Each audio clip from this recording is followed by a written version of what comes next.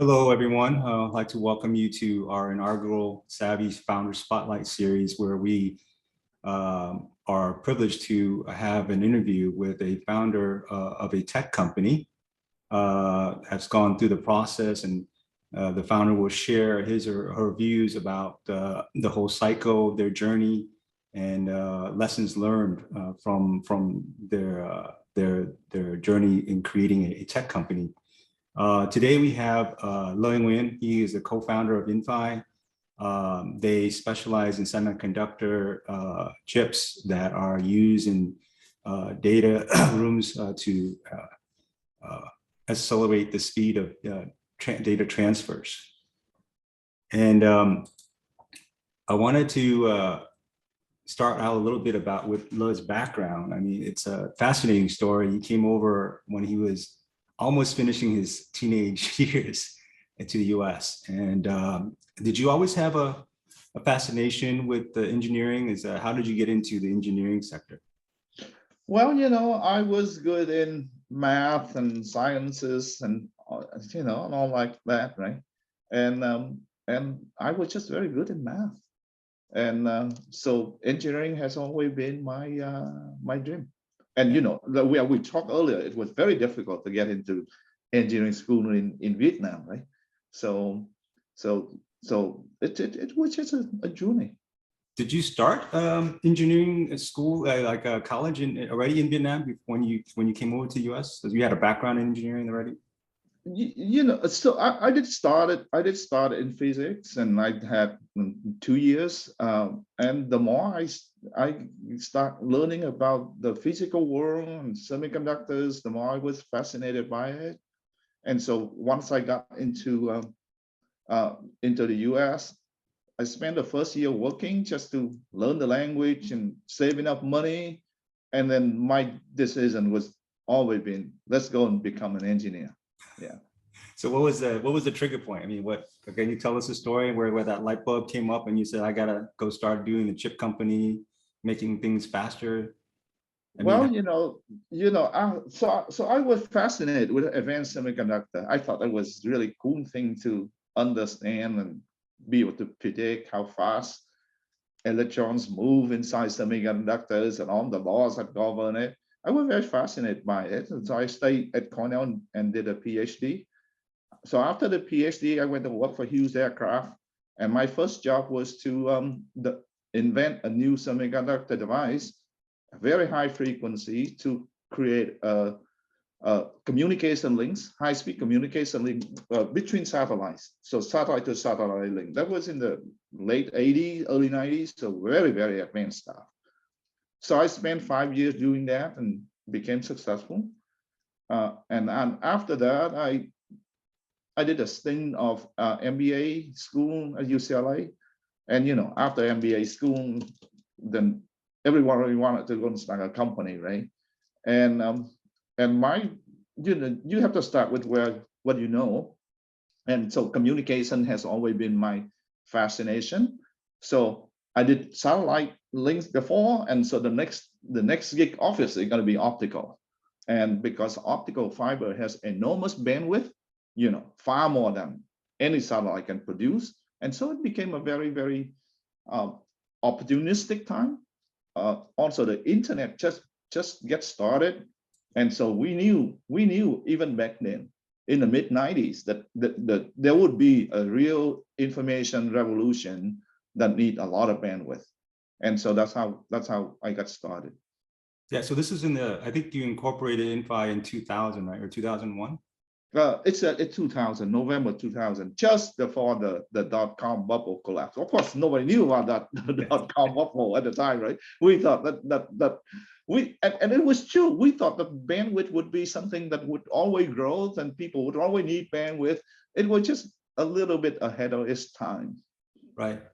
So did you start chip design right away? I mean, how did you come up with the idea for a particular type of technology and then build your founding team?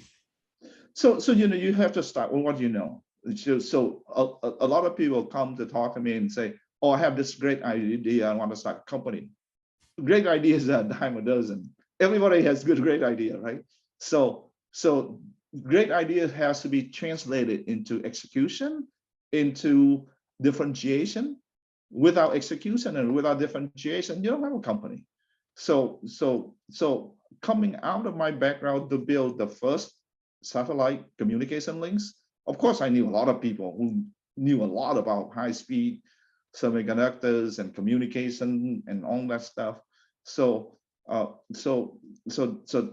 you know, that's how we started the company. We could choose to do our own fabrication and design vertically integrated, but that model was a little bit passé by the mid-90s already, because building a fab takes a lot of capital resources. It's better to have a group who specialize in fabrication and another group to do design. And so the design side is more fascinating to me because it requires less capital and it has high value add, and we could be more flexible, which turned out to be untrue. Okay. So then do you have to identify, you know, a person that's a business guy, an engineering, chip design specialist? Is that how you went about building your founding team? So the story was kind of interesting, right? Inphi was always been my brainchild, but I just had it on my own, didn't know how to get started. So when one of my MBA buddies came by and visited, so we talked about it, and he said, "Come on, we can't just talk about it. Let's do it. You can't just sit and talk about it. Let's do it for real. We're gonna work together." And he had been a successful entrepreneur before me, a background engineer.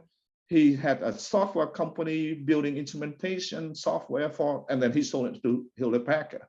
So he had some money and he had some experience to be an entrepreneur, and he went back and do an MBA. So he was the one who had a lot of can-do attitude, and so the two of us drafted, you know, a business plan over the weekend, 4th of July weekend. In 2 days, and the third day, on July the 3rd, we hit the road. It was very fast moving once we get going. And the first office VC that we talked to, it was Redpoint actually. The guy who talked was very successful. He said, "Hey, you got two of you. That's not enough. We need a really super, you know, design chief who's well-respected industry that would really complement your skill. Mine is on technologies, and my other co-founders is a business person, but you need a chief engineer." And so we went back, and I looked at my Rolodex, and we came down to a short list of a couple people, and start making call. Yeah. And at the end, I chose somebody, a co-founder who, you know, just a classic successful background, IIT in India, Stanford Ph.D., and whom I worked with for nearly 10 years together, and had a lot of respect for him, and it turned out to be the right choice. Yeah. So how did you find Redpoint? Was that somebody who was in your Rolodex already, or somebody made the introduction? Did your co-founder, business guy, was he the person that made that? How did that come about? Because that's always been like one of the, you know, key issues, is finding the right first investor to talk to. Maybe they may not invest, but they give you ideas, they spur on you know, different issues, they identify issues that you need to look at. So how did you get pointed to Red Ventures? Yeah, so I think, you know, people talk about a 6 degree of separation, right? It turned out you never more than 2 degrees separation from the best VCs on earth. If you live in California, you're in tech, right? So my co-founder knew somebody who was an investment banker of Bank of America. So our first road trip was at CM. So he listened. He didn't invest. Oh, actually, he put his personal money in, but he didn't invest from the bank standpoint. But he said, you know, I can introduce you a few people. But again, he was very helpful in that he wouldn't just blanket our introduction to 10 or 20 VC at the same time, right? He wanted us to do serially so that we could learn and refine our pitch and learn from what our people told us, and so Redpoint was the first stop. Yeah. So like when you and your business partner were like putting this business plan together over the 4th of July weekend, I mean, what was the pitch? Was it like a new product that's going to, revolutionize speed, communication speed? Was that the focal point, or what was the product pitch? Yeah, so it was in some way, it was obvious because the internet was at the time 10 gigabits per second. It was the fastest speed, and company like Lucent and Alcatel and Nortel, they were spending, millions and millions to install 10 gigabit optical links across the nation and around the globe. So we know with the communication at the time, the next bit rate going to be 4x more, so it's going to be 40 gigabit, and it needed really advanced semiconductor technology. And so our pitch was very simple: we're going to be the group who build the fastest chips that money can buy, and it's going to be 40 gigabit. We understood how these chips need to be connected together. We knew how the architecture, we know how to do it. Our value add was number one is technology, and number two was our design know-how. So it was a relatively simple pitch, and what the investor gonna see is the people. So don't spend too much time on the pitch itself, actually, because the investor, when they invest, they're not investing in a business plan, they're investing in the people. And with the three of us, two of us, two of the co-founders had deep technical expertise in high-speed semiconductor devices. We had great education, great track record, and we were on in our early 40 at the time. Just a perfect time to found companies who are in semiconductor, because you needed like 10 years of experience to build up deep technical expertise. I think you will find very rarely that you could find, founders who build semiconductor company that are much younger. But 40 is just a perfect age, and so yeah, that's how we started. Yeah, I think that's a very good point, because nowadays you look at some of the founders, most of them, a lot of them are young. Yes, because they're software. Because they're software. Because right. they're software. And they go into new area where there's not a lot of incumbents. Semiconductor, even in the 2000, was a very competitive space. Right. Yeah, extremely competitive. So I mean, that's how, nowadays when you start a company, everyone, the accelerators, the incubators, and the VCs, they tend to ask you, where's your MVP? I want to see your MVP. Yes. And so back then, I mean, you just pitched on paper. You don't even have a product. Yeah, you don't have a product, right? So how did they believe, because of your track record, that you could create this new chip? Yeah, so I think then they knew that this internet was hot. Everybody wanted to invest in optical communication. So there was a lot of money looking for people to invest. Just like today, people who go pitch AI or some other innovative software, they're money looking for entrepreneurs to pitch. You just have to be in the right place at the right time, and you have to sell yourself, right? That's all we have, right? As an entrepreneur, unless you can bootstrap, you have a company, you have a product you can show. Other than that, it's really yourself who you are selling. Yeah. So how long did it take you guys to get from Redpoint to actual median investors willing to put money down? Was it like a few months, a year? I mean, what was the transition like?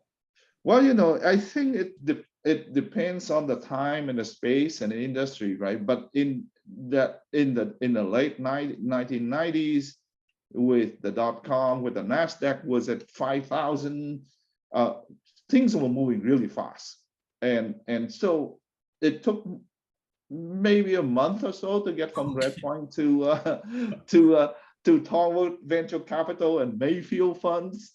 the two marquee, That's right. VC firms in the valley, right? Right. It took around a month to get there, another month to do due diligence. Now, at the time, there was still some due diligence, maybe not Little bit. more recently, but so it took about 3 months for us to get to the term sheet. Wow, that's super fast. That's Yeah, super it was pretty fast. Yeah.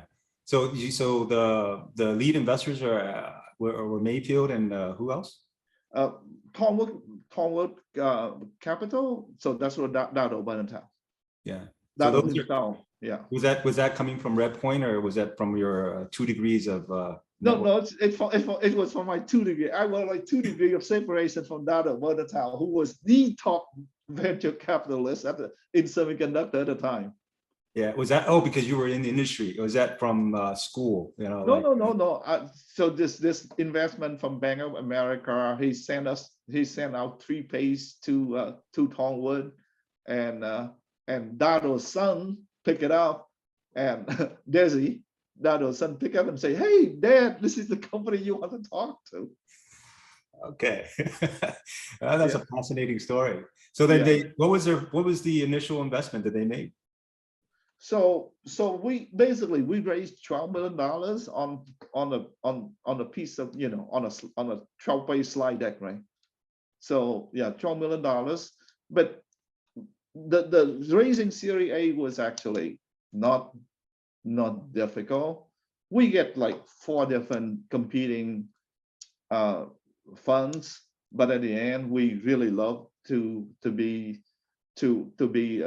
a Dado company, because he had invested and groomed very successful semiconductor company before, and he himself was a successful founder of 2 very successful companies. So we really respected that.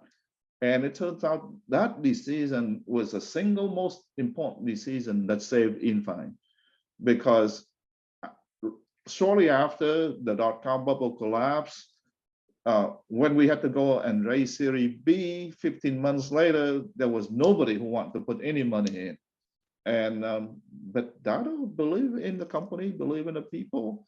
So despite the fact that it was a difficult environment, but he led an insider round to raise money, and that was a crucial point to keep the company alive.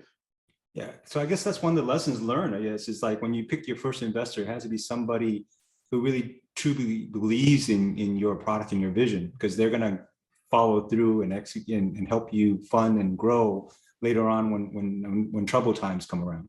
Yeah, not only believe in the product, the vision, but believe in you as a person. Right. Because it turns out that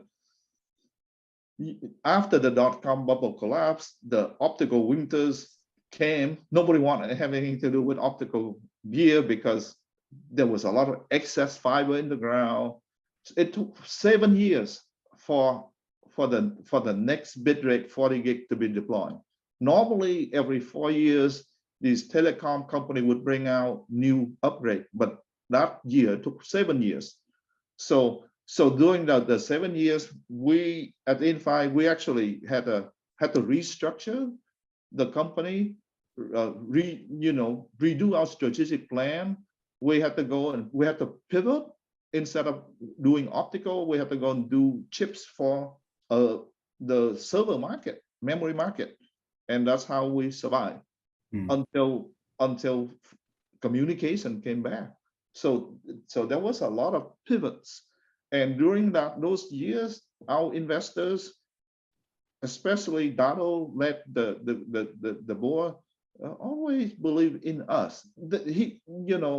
So it was about investing in the people more than a product or vision or roadmap. I think the vision was always there, and we eventually came back to the vision of building the fastest chips that money can buy, but it took a while. Yeah. So I mean, from the time you got investment, a couple months after your incorporation, how long did it take you guys to develop your first product? Now that was a long time, long story too, because our initial plan was to develop a chip that enabled 40 gigabit communication. Well, we had our prototype out 15 months later, which is fairly fast. But there was no customers. People looked at it and said that was interesting, but there was 10 gigabit was good enough. And nobody gonna buy 40 gig. So as I said, we had to pivot to the server market. It turns out that the internet in the background was still being built. Google went IPO in 2004, right? And Netflix started offering streaming in 2007. Amazon Web Services became available to the public. Cloud services became available in 2007. So during that time, the cloud provider, they were quietly building data centers. So there was this need for servers, more server, more memory, more analog chips. And we just stumbled upon that without really understanding that what was happening. And so we pivoted the company to do that. And so it took we launched the first chip that became a volume producers for us in 2005. So 5 years after starting. So we lost about 2 years time. To do a semiconductor company, you need to plan for, of course, all this is, was a no to us at the time. We thought we could just do a sample out in 15 months and ramp to production by the end of year 2. No, not really. In semiconductor, especially for you when you're a newcomer, the time to first revenue, 3 to 4 years. The time to break even to 5 to 7 years. And Inphi broke even at the end of the 7th year. Okay. So I mean, at first when you had the product, the vision, it was to sell this chip to telcos, and then you pivoted to data centers? No, the idea was it's the end market was telco, but AT&T wouldn't buy chips, right? They would buy communication gear from Nortel, Alcatel, and Ciena's, and so on, right? So we know we would have to sell the chip into what we call an OEM, right? So we know that. So we would do that. But it turns out that brings me up to another point. Picking the right market is probably the most important thing as a founder that you can do. Semiconductor in the telco market during the .com, we thought that the sky was the limit, but in fact the telco market is fairly, slow growth, right?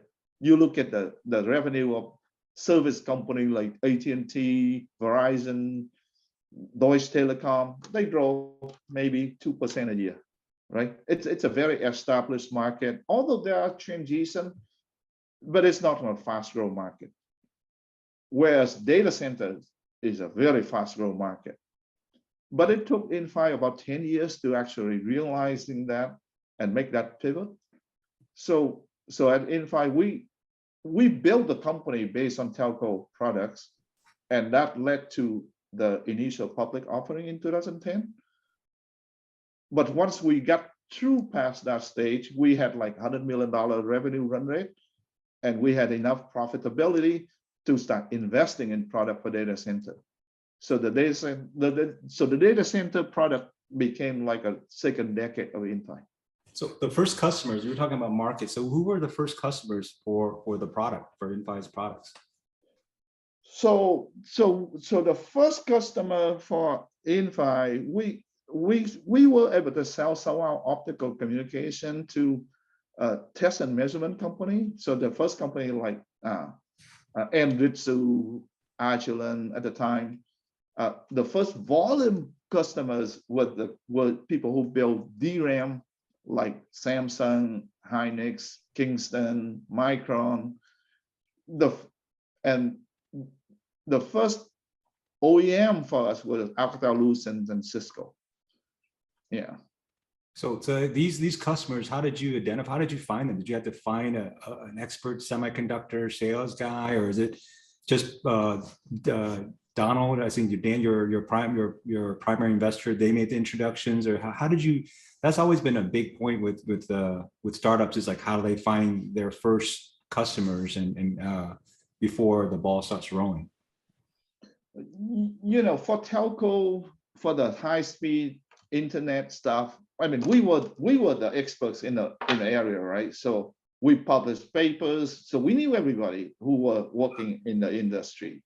So, and in fact, many of the people who were building telecom boxes at these big companies, they were our friends, right? They were sometimes our classmates. So that's not a problem. We knew how to get rich to those people. But to pivot and go into server, it was an entirely different story, because now you go into a new market, you don't know anybody. Right. So Inphi was quite smart. I don't know how we came up with these, really, really innovative ways to reach people, right? So we went to industry standard body, because it turned out that there are already standard body to regulate, and not only to regulate, to define standard for how the CU need to communicate with the DRAM. And so everybody who were in those industry, they needed to go to those standards. And once we attended those standards, we get to know the key player in the industries, and eventually we hired a consultant who was a chairman of some of the working groups, and so the consultant helped us to reach all of the key player in the industry. So we were fairly smart in terms of reaching out to new markets and new people. Yeah, was there a point in time before your startup and the IPO in 2010? Was there a point where there was some serious doubt that you could get to an exit? Well, I think personally, I always believe that we would make it through, because we seem to have very strong support from our board, our investors, and even during the time when we were running out of money, we still believed that they would come through. But there was times when, of course, there were many up and down, right? During the time to raise Series B, it was very difficult. I personally went knocking on, I don't know, 100 different VCs, and nobody wanted to put in money. The joke at the time was the VC had very deep pockets, but their hands were short. They couldn't reach the pockets. Yeah. So yeah, there were times that were difficult. But once we had a product that we could get designed in, then it was clear that Inphi would make it. So did you guys secure the Series B before you went IPO? So you didn't take a Series C round? Oh, well, no, we took 2 down rounds. Oh, 2 down rounds. So we got Series B and C were both down rounds. So it was tough, but still, it was amazing that despite the fact that we had 2 down rounds, and we could still keep the whole team intact. Yeah. And after the C round, that you guys started picking up in terms of the server market, the data centers, and then got ready for an IPO. Yes, after we did a D round as well, but by then the company had product revenue. So the D round was the last after the 2 really. We need the D round for working capital, but by then you know that the company is doing well when you needed money to fund working capital as opposed to be just R&D. Yeah. Okay. So a total we raised $78 million. Wow. In a span of like 7-8 years? Yeah, about 7 or 8 years. Yeah. Yeah. So walk us through the IPO process. I mean, I've gone through it from a legal perspective, but from a founder's perspective, tell us about the ups and downs of getting the company ready for a public the public exchange, and the rationale behind it, because there's a lot of regulatory issues, a lot of oversight, and then now you're going to be micromanaged from non-shareholders who are following the company in the public exchange. So walk us through that. So let's think through this, right? You know, when I started the company, when I started Inphi, the goal was always to build a really great company, to build a company that lasts, the company that be well respected by the industry, build a leader. So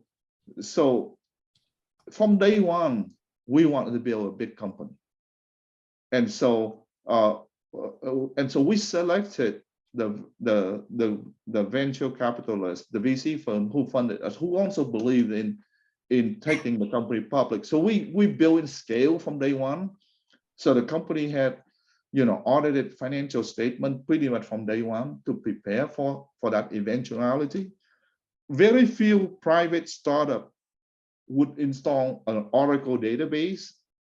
You know, we installed Oracle database in 2006, so that halfway through before the IPO, way before the IPO time, because we wanted to be sure that we have a system process to be able to scale up. So the question about going into public was never a debate. So that I know that could be different with some of you out there, where you have a controlling stakes and your owner. Where when we raise money from the VC and the share goal was to go public, then you have to be willing to relinquish that control at some point. Yeah. So did you get to ring the bell? Yeah, absolutely. Absolutely.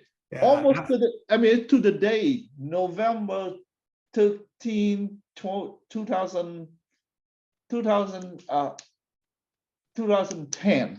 We were in New York and we rang the bell exactly 10 years to the day. Yeah, it was a lot of fun. And again, I would say that, you know, there's always the rarefied one of the Bill Gates and the Mark Zuckerberg and the Steve Jobs who could go and take the company public themselves. But in a lot of other cases, you need seasoned leaders. And so for Inphi, the board brought in a CEO, somebody who become a CEO with the sole purpose was to take Inphi public.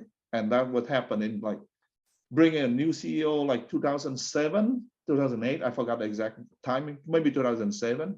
And so, yeah, and he built up the leadership team, bring in a new CFO, bring in new VP of sales, VP of ops, so scaled up the company, and you know, hitting the roadshow, talking to the banker, bringing lawyers like yourself, right? So these are the things that many of us entrepreneurs, we had no clue, right? And but the thing it's very important, right?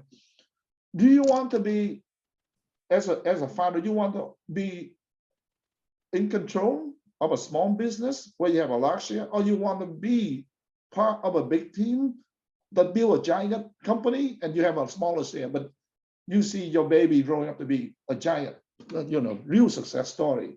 And I chose the later.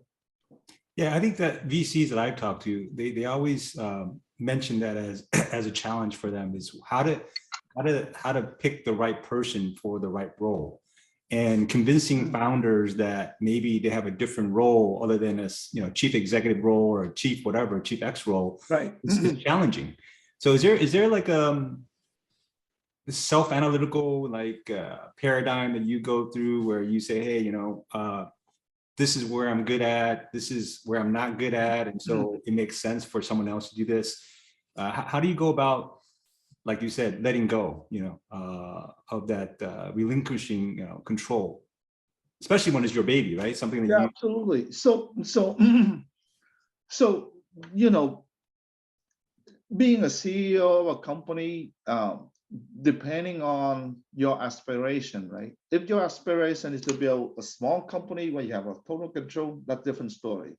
But if your aspiration to become an industry leader like Inphi, I had for Inphi, you need people. You need people with a lot of deep level of expertise. So after the first initial product RAM and we got a single product, company needed to scale, and scaling takes a lot of effort from operation, from marketing, from HR, from a lot of different disciplines that us entrepreneurs may or may not be good at. We may be good at design chip. We may be good at managing people. We may not know how to scale. And so for me, relinquishing that control was not a big problem, because I knew I didn't have all the other skills. Now, I've learned a lot during the time. So now I have the skill that I could go out and become a good CEO, but I didn't have it then. I really didn't have it then. Had I not relinquished the control, I don't think we would have been where we are today. We wouldn't have been as successful. We may have died. Yeah. So along the way, who would you say are some key mentors, and how did you find them?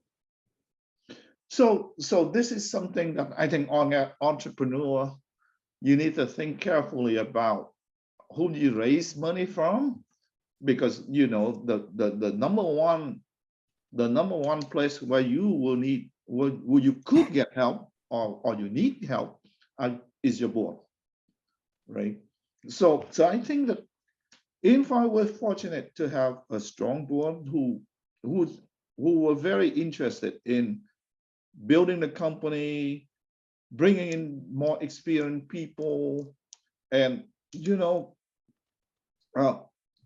some of the great CEOs that Inphi got came from the board, because they had a very vast connection, and they could help you to find the right leaders to run the company. I don't think that with just us, the three entrepreneurs, we would ever get the company even to the public stage. Right. That's a fascinating story. It's like I read articles where they were describing the next exit, your second exit, so to speak, when you got acquired, when Inphi got acquired by Marvell. It was unsolicited. How did that come about? I mean, how did they approach you? Well, good question. I mean, Inphi grew, right? So once Inphi pivoted toward the data center, we became the hot commodity. And by 2016, 2017, everybody knew that Inphi would be the next hot semiconductor company with a lot of prospect in a hottest market, which is the cloud data center. So we had a lot of company who came by and kicked the tire and all that, but Inphi stock was always considered expensive, and the reason it was because we invested 35%, 40% of our R&D revenue back in R&D. So we always, we plow back all the profit. We had high gross margin. And so we could afford to invest 35, 40% revenue back in R&D. And a lot of these big companies, they saw that kind of investment. They say, well, it's too expensive for me to buy, because they're looking at things like EPS and they're looking for accretive. And so they knew that we were a hot company, but we also brought in a lot of high multiples.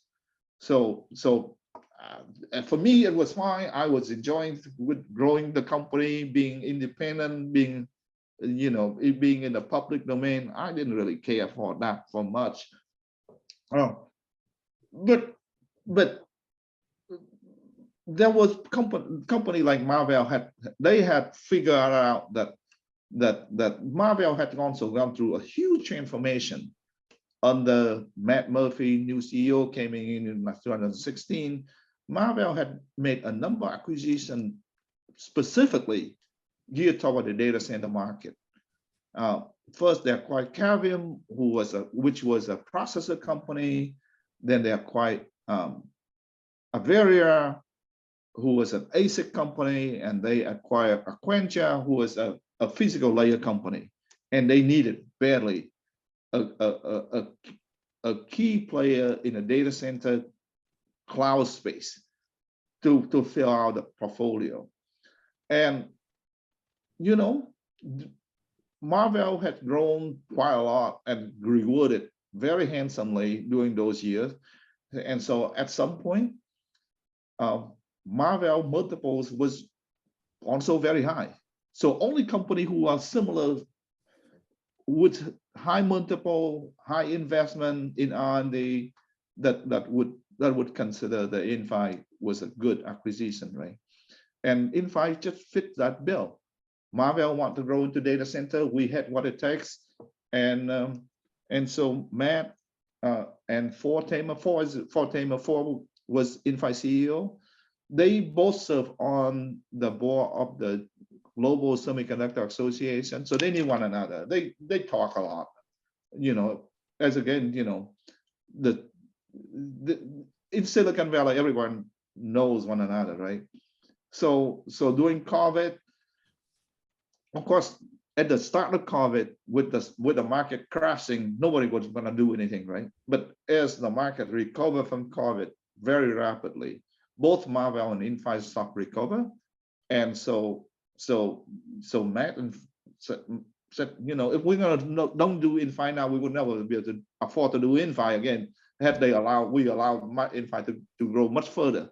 So he pressed the talk with Ford, and they took long walks on the hill in Silicon Valley because of COVID, right? So they just had their private long walks, and they like one another. They found a lot of commonality, and they found a lot of complementary, and so that's how the deal was struck.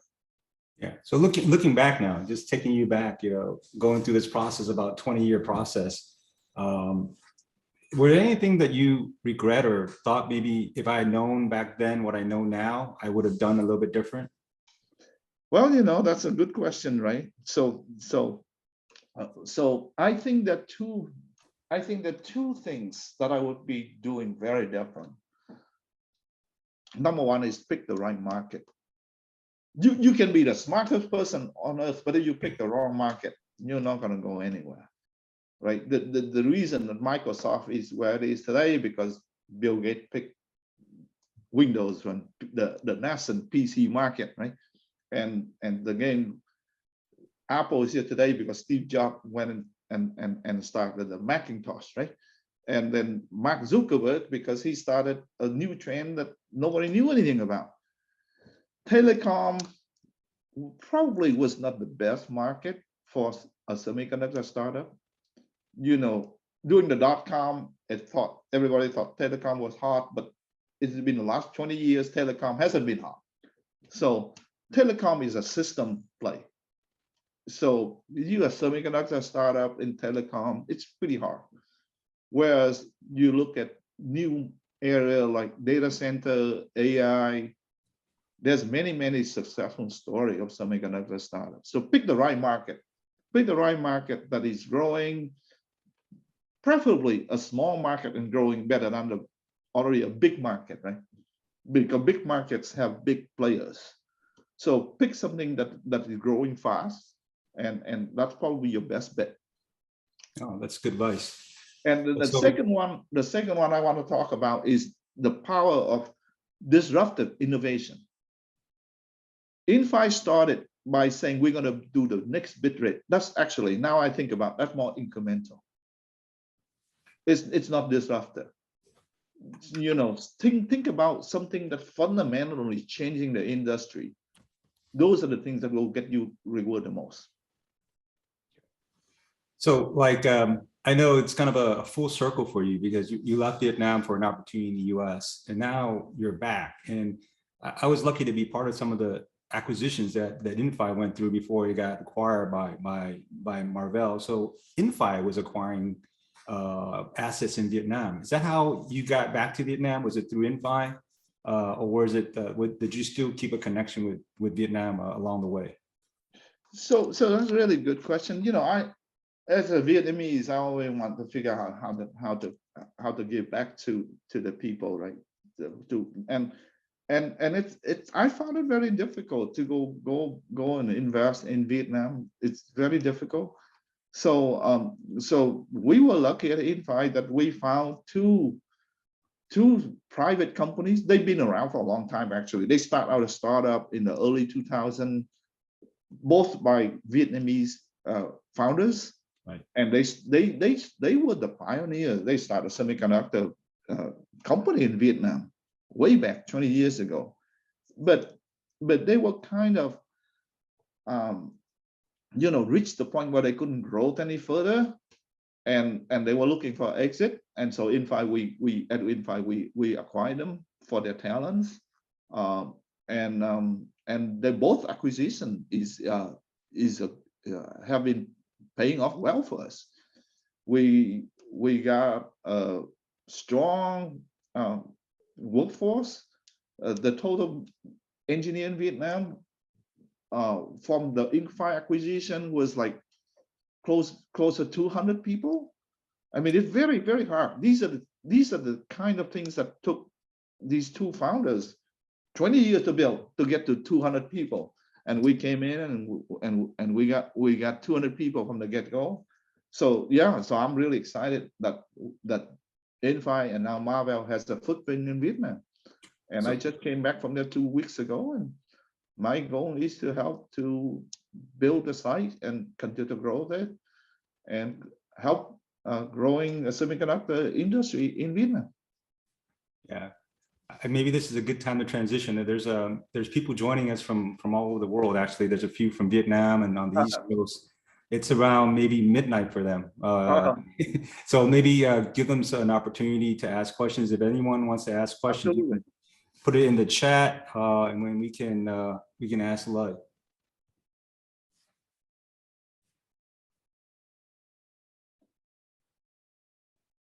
So you want to read to me some of the questions, Huy? Yeah, and just see if anybody has questions. If not, I have a ton of questions. Yeah, okay, all right. Yeah, so we have 15 minutes. I thought I'd give an opportunity for the participants to ask questions if there's any.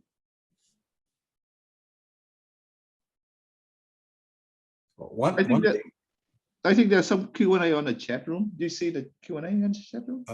Let's see here. Yeah, there is like about 4. Someone asked, if you were 22 years old now, starting as an entrepreneur, would you still start the same type of company, or would you focus on a different technology? Well, if you are, I'll say to this: if you're 22 years old, you probably just finished college. What do you know?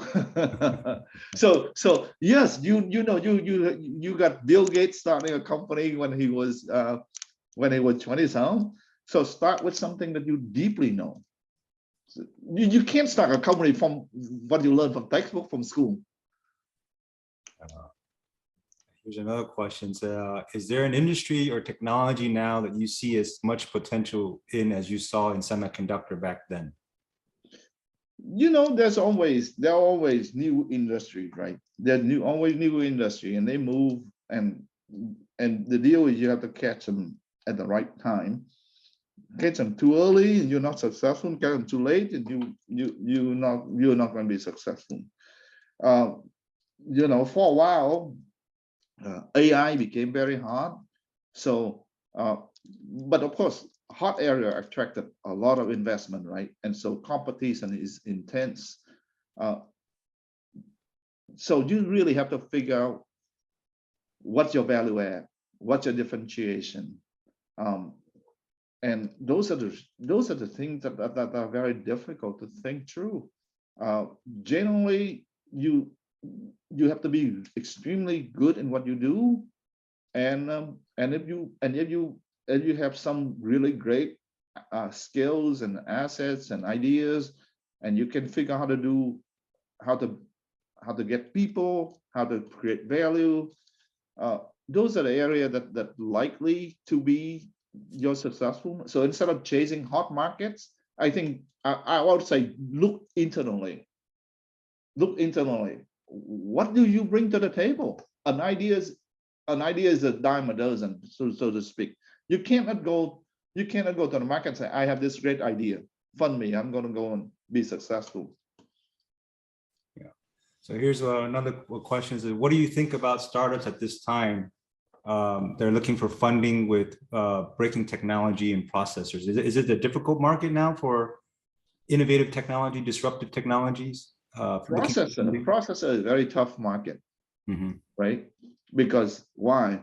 Because it takes huge amount of capital, huge amount of resources to build a processor. You need thousands of people to build a processor. So, and you have big incumbents. You get Intel, you have AMD, and in some area or other, you got Marvell, you got Qualcomm, NVIDIA. So processor is, I would say, is pretty tough spot to start. Yeah, I think a follow-up question from the same person is like, what do you think about AI, ML, AR, VR? All these technologies, they really require processing speed. Is this promising? These So I would say ML, AI, and all that require processor, but do they really need a new type of processor? I don't think so. I mean, these are the things you can use an x86, an ARM core, RISC-V. So there are existing core IP out there that you can build it, and you build your value on top and try to reinvent the wheel. But even that, right? You have to. I know a number of AI startups who fail. So you know, again, it brings it to differentiation. What do you know? What do you bring to the table, and what's differentiation? Remember that many of these hyperscale companies, they also have tens of thousands of people working on AI, and they have billions of dollars worth of budget, right? So like somebody in your field, is it you're saying you mentioned repeatedly about having a differentiator. So what's the most important trait for somebody who's in starting a company in your industry? Is it technical skills, or is it ability to identify the market? So I would say that, you know, in semiconductors, I would say deep technical expertise comes first.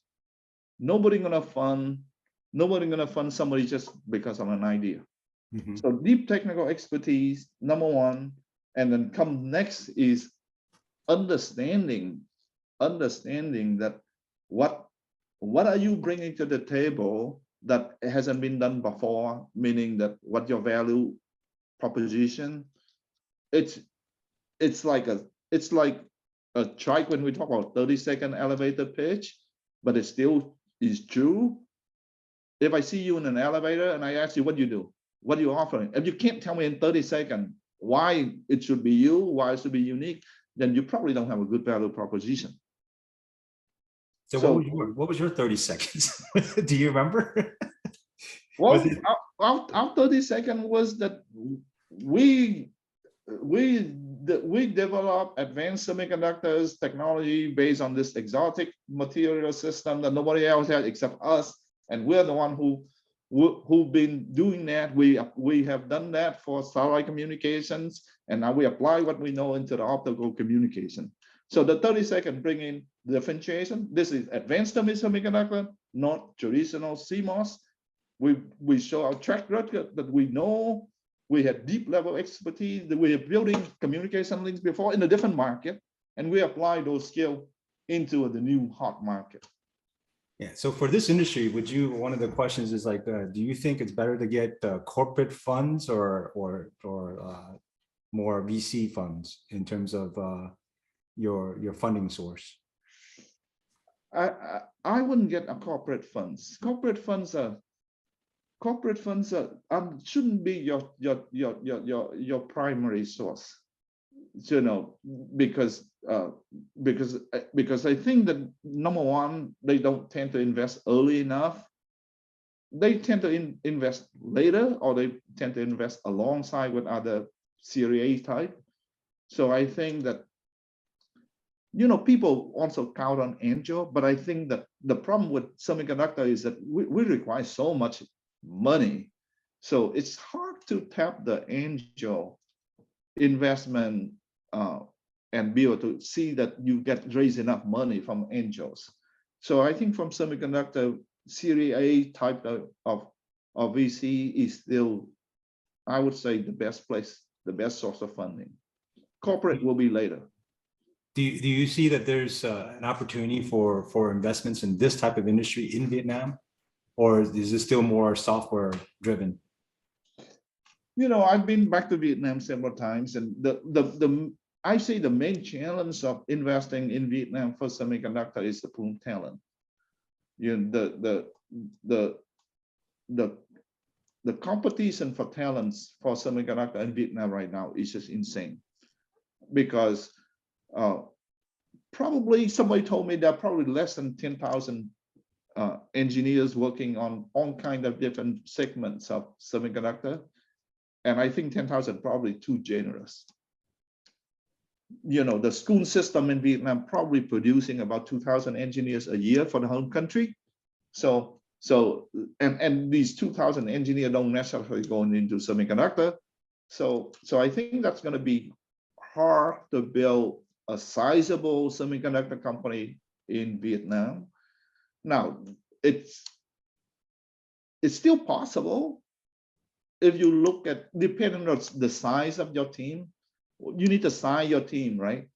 Depending on the level of chip you want to build, you need 100 people, you need 1,000 people, 100 people. Probably you can figure out how to do it in Vietnam. 1,000 people would be very difficult.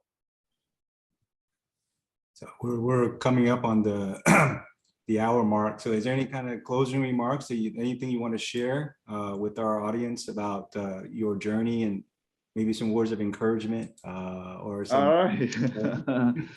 I never had any regrets. So that's one. It has been a hell of a ride. It's a wonderful journey. I learned a lot from it. I benefit a lot from it. You know, I became financially independent from it. But more than anything, seeing that your idea to become a sustainable company that going public, become the leader in its industry. And even though now Inphi being acquired by Marvell, I still think that that's part of my company. That's why I'm staying, because the legacy will stay with you. You know, these are the things that no one can take away from you. You can be very proud of what you have created. You know, over the 20 years here, Inphi has created jobs for, you know, over 1,000 people. We have made probably, my guess is several hundred millionaires. And of course, pretty much everybody who joined us during the first year and who stayed with the company throughout the IPO, they all became very successful and wealthy, and many of them still working because they love to work. So it's a great journey. But at the same time, my advice to all of you entrepreneurs out there is look inward. Really understand what you're good at, what you bring to the table. Because at the end of the day, it's you, it's your co-founders, it's the team you bring in that will build this great company. It's not about the idea. Idea alone isn't worth anything. Lots of entrepreneurs, I think, I talk to think that you need one idea. Well, I think that yes, you do need idea, but it got to be something you are really passionate about. Not because, oh, this field is hot. If I go here, I can make money. Is it something you're really passionate about? Because whatever idea you come up with, whatever business plan you come up, I can assure you they're all wrong. They're all wrong. Once you start a company, you have to actually learn how to grow, how to build a business. That's when the real business plan starts.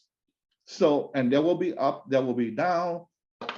You need the family to support you. You need the co-founder to support you. You need the team to support you through the up and down. And you have to be